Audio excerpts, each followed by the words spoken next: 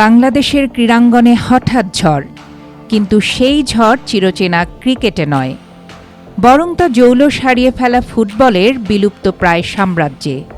সেই ঝড়ের নাম হামজা দেওয়ান চৌধুরী। বিশ্ব ফুটবলের পৃথিবী কাঁপানো আসর ইংলিশ প্রিমিয়ার লিগের খবর কে না জানে। সেই লিগে খেলা একজনেই শ্যামল বাংলার সন্তান, আর সেই সন্তানই এবার মায়ের ডাকে চলে এসেছে নিজেদের প্রতিনিধিত্ব করতে। ভাবা যায়? হ্যাঁ, এ স্বপ্ন নয়, একেবারে সত্যি। ইংলিশ প্রিমিয়ার লিগে খেলা এই ফুটবলার সম্প্রতি বাংলাদেশ ফুটবল দলে ডাক পেয়েছেন। আগামী 25 মার্চ এশিয়ান কাপ ফুটবলে বাছাইয়ে বাংলাদেশের গ্রুপের খেলা। গ্রুপের প্রথম ম্যাচটি হবে ভারতের বিপক্ষে শিলংয়ে। এই গ্রুপে বাংলাদেশ, ভারত, সিঙ্গাপুর, হংকং রয়েছে। প্রথম ম্যাচ ভারতের বিপক্ষে, সেই ম্যাচ খেলতে এরই মধ্যে বাংলাদেশে এসে গেছেন হামজা। 17 মার্চ সকালে সিলেট বিমানবন্দরে নেমেছেন হামজা চৌধুরী। সঙ্গে এসেছেন মা রাফিয়া চৌধুরী এবং হামজার ব্রিটিশ স্ত্রী অলিভিয়া চৌধুরী, সাথে এক কন্যা ও 2 পুত্র। 19 মার্চ ইন্টারকন্টিনেন্টালে তাকে নিয়ে ফটোশ্যুট ও সংবাদ সম্মেলনের আয়োজন আছে বাফুফের। বাংলাদেশি বংশোদ্ভূত হামজার জন্ম 1997 সালের 1 অক্টোবর ইংল্যান্ডের লেস্টারে। বেড়ে ওঠা লেস্টারের একাডেমি থেকেই, সেখান থেকেই পরিণত হয়ে ওঠা। ইংল্যান্ডের বয়সভিত্তিক দলের হয়ে খেলেছেন, এমনকি অনূর্ধ্ব 21 ইউরো দলেও খেলেছেন তিনি। 2017 সালে লেস্টারের হয়ে হামজা অধ্যায় শুরু। Premier league, FA cup, Carabao, ঘরোয়া সব আসরেই পা পড়েছে হামজার। লেস্টারের জার্সিতে 4টা অ্যাসিস্ট আর 2টা গোল আছে নামের পাশে। দক্ষিণ এশিয়ার প্রথম ফুটবলার হিসেবে ইংলিশ প্রিমিয়ার লিগে খেলা ফুটবলার হয়েছেন এই ডিফেন্সিভ মিডফিল্ডার। লেস্টার সিটি থেকে অবশ্য এই মুহূর্তে ধারে খেলছেন শেফিল্ড ইউনাইটেডে।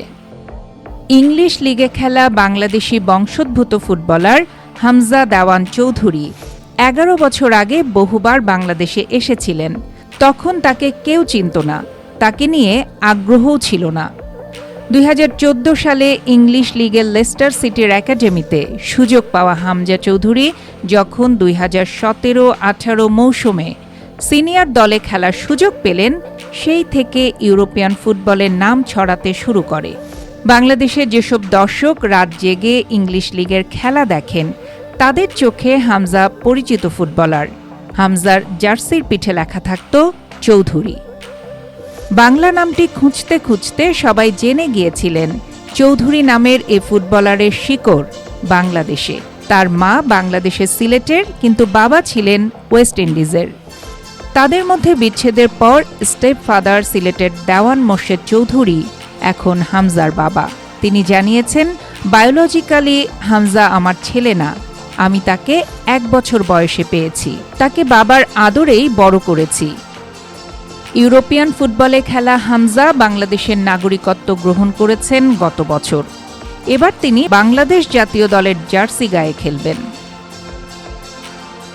হামজাকে বলা যেতে পারে অর্কেস্ট্রেটর ঘরানার ফুটবলার।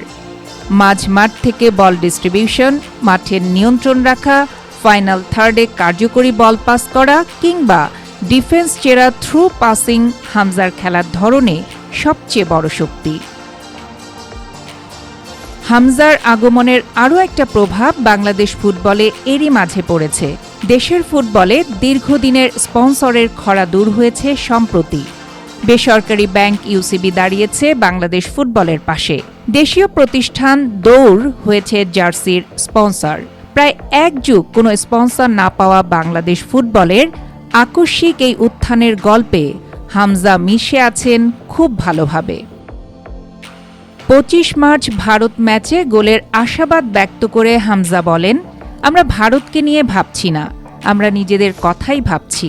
মাত্র কয়েকদিনের অনুশীলনে দলের সঙ্গে মানিয়ে নিয়ে আশাবাদী হামজা বলেন, আমি কিছু অনুশীলনের ভিডিও দেখছি। জানালেন, বাংলাদেশ দলের কোচ হ্যাভিয়ার ক্যাব্রেরার সঙ্গে তার বিগত কয়েকদিন ধরে যোগাযোগ চলছে প্রস্তুতি সংক্রান্ত বিষয়ে।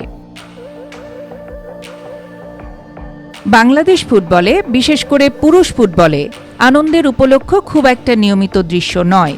এখানে লেবাননের সঙ্গে ড্র করতে পারলেই টেকনাফ থেকে তেঁতুলিয়া গর্জন করে। সাফল্য নেই, প্রাপ্তির খাতায় বড় কিছু নেই। বাংলাদেশ ফুটবলের চিত্রটা আসলে এমনই।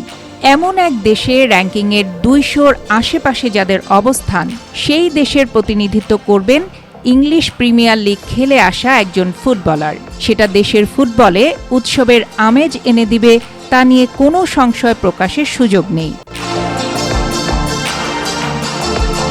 আশার বুকে বারবার ঘর বাঁধা বাংলার জনপদের মৃতপ্রায় ফুটবলে তিনি যেন হতে পারেন উদ্ধারকারী সেই হামজা, এমন প্রত্যাশাই রইল সর্বান্তকরণে।